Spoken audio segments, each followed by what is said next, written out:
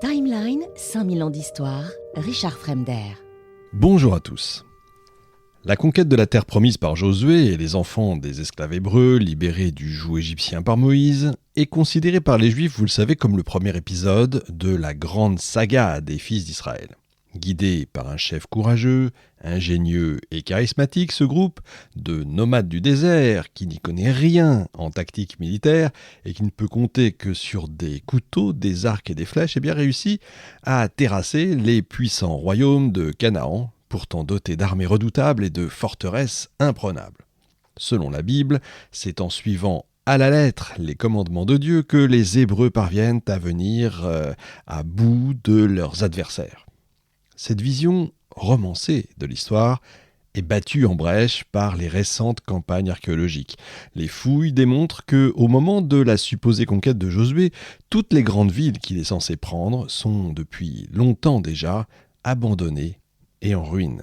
Pire, les fouilles menées sur les hauteurs de Canaan montrent qu'il n'y a jamais eu d'attaque violente, mais une infiltration pacifique de nomades issus du désert du Sinaï qui se sont progressivement installés dans les montagnes et les plaines, fondant les premiers villages et donnant naissance à la première société israélite.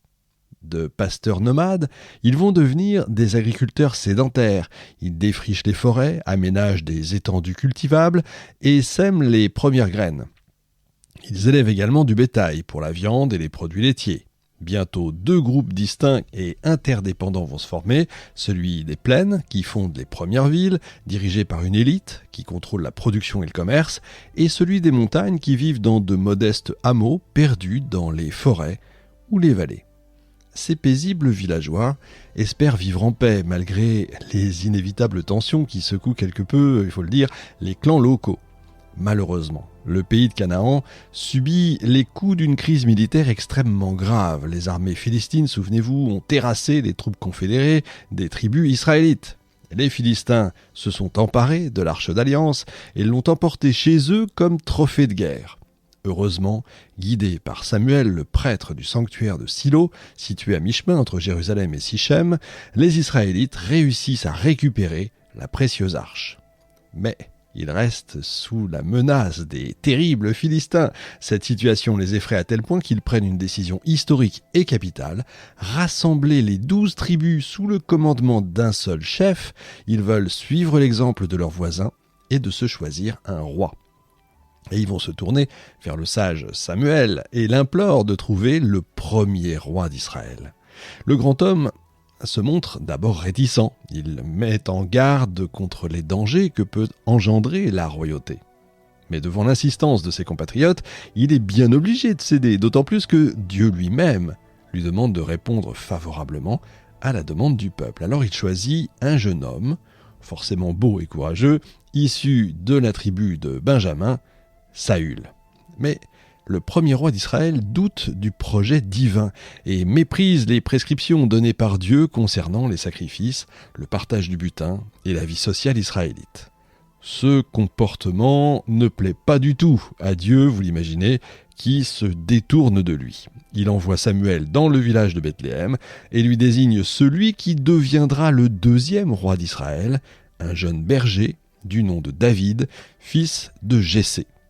Et quand les Philistins se rassemblent dans la vallée de Térébinthe, dans la Shéphéla, dans le but de défier une nouvelle fois les Israélites, c'est lui qui, à l'aide d'une simple fronde, vous connaissez l'histoire, je suppose, parvient à vaincre le géant Goliath. En récompense, Saül lui donne sa fille, Michal. David se lie d'amitié avec le fils du roi, Nathan. Le peuple acclame David et le place au-dessus du roi lui-même. Saül est alors envahi par une jalousie dévorante et cherche par tous les moyens à se débarrasser de ce rival. David s'enfuit, devient le chef d'une bande de hors-la-loi, mais le vent tourne pour Saül. Lors d'une bataille contre les Philistins, l'armée israélite est écrasée et le roi voit ses fils être massacrés sous ses yeux.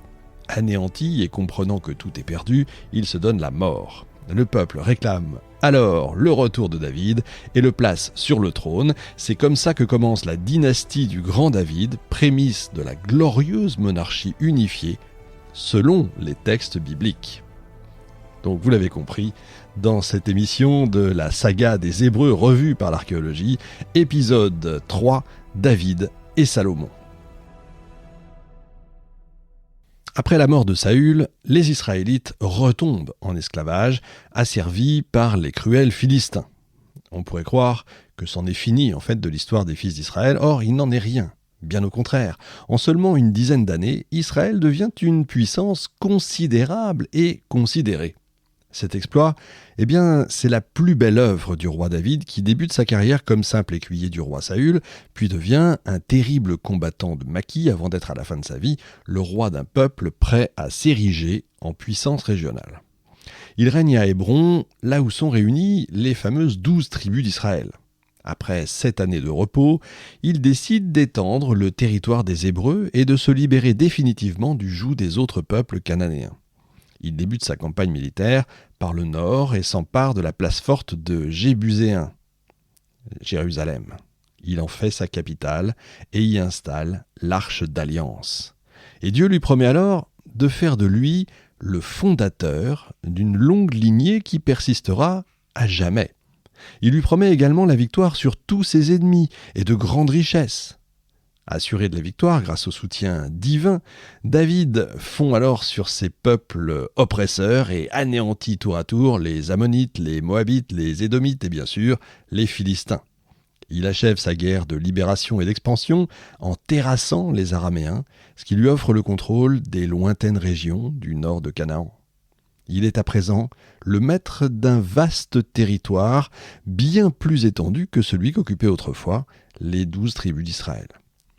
Alors David jouit d'une situation politique favorable, qui explique en fait la rapidité de son expansion et l'enchaînement extraordinaire de ses victoires.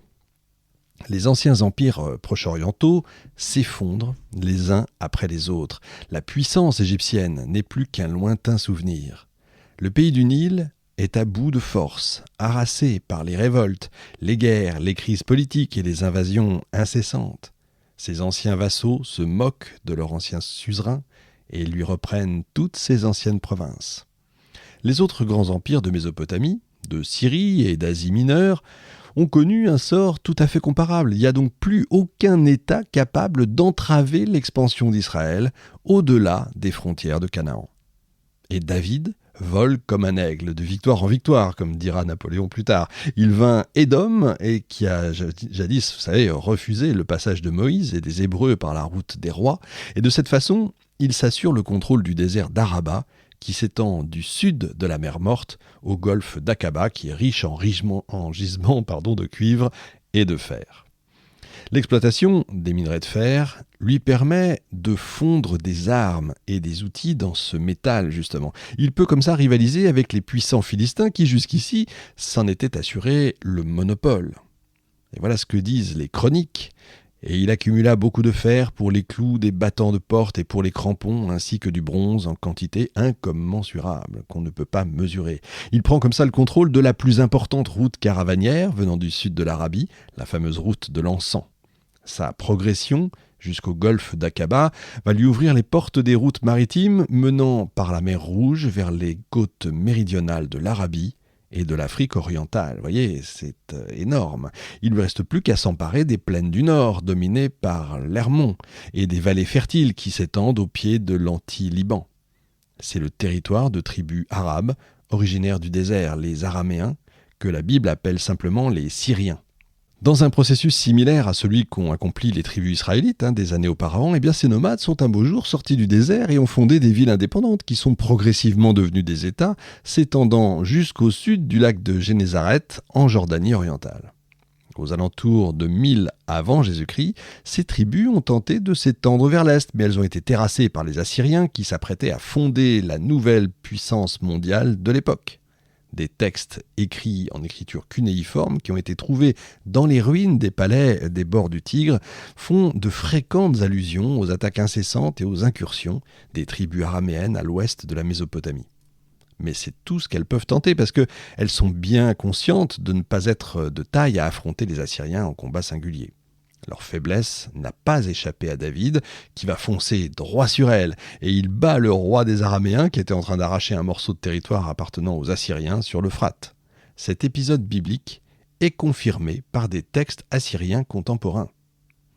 Alors comment David aurait-il pu se douter que ceux auxquels il venait, bien malgré lui, de donner un coup de main, éradiqueraient un jour l'Empire d'Israël. Le roi conquérant progresse, on verra ça plus tard, jusqu'à la vallée de l'Oronte. Il installe son point d'appui le plus septentrional près du lac de Homs, au pied du Liban. Les fouilles archéologiques ont fait apparaître de nombreux vestiges de la formation de l'Empire davidique. Des traces d'incendie et de destruction jalonnent la progression de son armée dans la vallée de Yisraël. Peu après 1000 avant Jésus-Christ, Beth-Shean et ses sanctuaires sont rasés. David se venge de cette ville qui avait assisté à la fin désastreuse du premier roi d'Israël, Saül. Et il lui porte un coup mortel dont elle ne se relèvera jamais. Les épaisses couches de cendres qui recouvrent les murs qui se sont écroulés, les temples éventrés et pillés, l'éparpillement au sol des objets destinés au culte des dieux de la ville, témoignent de la violence des combats et de la prise de la puissante cité philistine. Certains édifices construits par David au début de son règne sont encore visibles aujourd'hui, notamment certaines fortifications élevées pour permettre aux Israélites de se défendre contre les attaques de ces fameux Philistins. Les archéologues ont noté la très forte ressemblance avec la forteresse édifiée par Saül à Gibéa, en particulier les mêmes remparts faits de pierres grossièrement taillées. À Jérusalem, où David a installé sa seconde résidence, ils ont exhumé les fondations d'une tour et d'importantes parties d'un mur qui datent sans aucun doute du règne du roi psalmiste, parce que comme le dit la Bible, je cite, « David s'établit dans la citadelle et l'appela cité de David, et il l'entoura de remparts ». C'est dans Samuel, verset 9. Timeline, 5000 ans d'histoire, Richard Fremder.